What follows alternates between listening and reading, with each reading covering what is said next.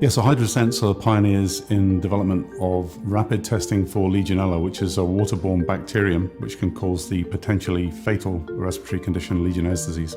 So Legionella is a bacterium. It exists in pretty well every natural water source on Earth, lakes, rivers, but it only becomes really dangerous when it gets in and grows in the built environment. It's vitally important that we make testing easier to undertake, but also faster, because the sooner you can get a result, the sooner you can protect people.